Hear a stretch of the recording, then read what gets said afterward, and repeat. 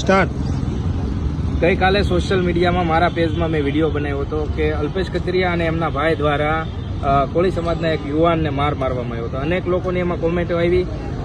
હું ખાસ કરીને કહી દઉં, આ કોઈ સમાજનો મુદ્દો છે જ નહીં. આ એક વાત છે અસામાજિક તત્વોની, જે ધાર્મિક માલવિયા દ્વારા કહેવામાં આવ્યું હતું કે આ ટોળકી છે એને એ લૂંટ કરે છે, મારામારી કરે છે, એની ઉપર અનેક ગુના દાખલ કરે છે. એટલા માટે મેં ગઈકાલે હું રૂબરૂ ભાઈને મળ્યો હતો અને એમના મમ્મી પણ અહીંયા સાથે છે અને આપણી સાથે એક પાટીદાર ભાઈ પણ આપણી સાથે છે. ખરેખર ભાઈનો કોઈ વાક જ નથી, છતાં એને બદનામ કરવામાં આવ્યો હતો અને ધાર્મિક માલવિયા દ્વારા જે નિવેદન આપવામાં આવ્યું હતું કે આ ટોળકી છે તે ગુનાહિત ઇતિહાસ ધરાવે છે, પરંતુ એવું કંઈ હતું જ નહીં. એ વાત તદ્દન ખોટી હતી. ખરેખર તો એ એક એક્સ કોર્પોરેટરનો દીકરો છે અને આ એમના મમ્મી છે. શું કહેશો તમે એમના વિશે? શું કહેશો? તમારા દીકરા ઉપર અત્યારે સાટા ઉડે છે, એમના વાળ વિશે કહેવામાં આવે છે કે આવા વાળ હોય એ લુખ્ખા જ હોય. શું કહેશો તમે?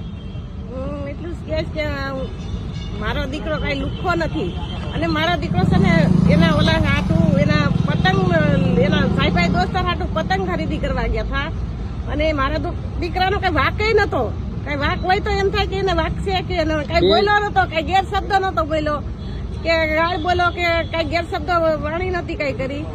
અને મારા દીકરાના સાલી એને ખાલી બાંધતા થાય ને વિડીયો ઓલા થોડેસી ઉડ્યું એટલે એ બધા બાંધતા થાય એટલે મારા દીકરાએ ખાલી ફોન કાઢીને ખાલી વિડીયો ઓલો ફોનમાં ઓલો કર્યો. ધાર્મિક માલવિયા દ્વારા અનેક આક્ષેપો કરવામાં આવ્યા છે કે તમારો જે દીકરો છે એ અસામાજિક તત્વ છે, એની ઉપર લૂંટના ગુના છે, અનેક ગુનાઓ છે. એમના વિશે શું કહેશો તમે? એટલે એના ગુના તો કેટલાય છે પણ મારો દીકરો એવો લુખ્ખો નથી. તો આ લોકો ખોટી તમારી બદનામી કરે છે ને? ખોટી બદનામી કરે મારા દીકરાની અને ખોટી બદનામી કરે. એ લુખ્ખાગીરી છે અને એ લુખ્ખા એ મારા દીકરાને ખોટો લુખ્ખો કહે છે. એટલે મારા દીકરાના વાળ પકડીને વાળ મારા દીકરાના કેટલા ખેંચી નાખ્યા છે. એને વાળ પકડવાનો અધિકાર જ નથી એનો. ખાલી આપણી સાથે પાટીદાર સમાજના પણ એક અગ્રણી છે, નિકુંજભાઈ કાનાણી છે. આપણે એમની સાથે પણ વાત કરીશું. નિકુંજભાઈ, અત્યારે વાત સમાજ ઉપર આવી છે અને વાત એવી છે કે લોકો એમ કહે છે કે તમે સમાજનો મુદ્દો ન બનાવો, ત્યારે આપ કોળી સમાજની સાથે ઉભા રહીને જે હકીકત હોય ને એ જણાવો. ખરેખર સમાજની વાત નથી.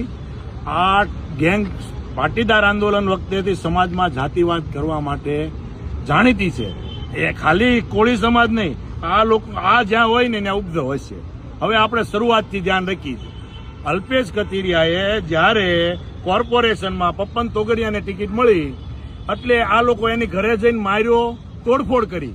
તો કોંગ્રેસ એના બાપાની જાગીર હતી તો ન્યા હું કામ તોડફોડ કરી? તો આમાં અસામાજિક તત્વ કોણ છે?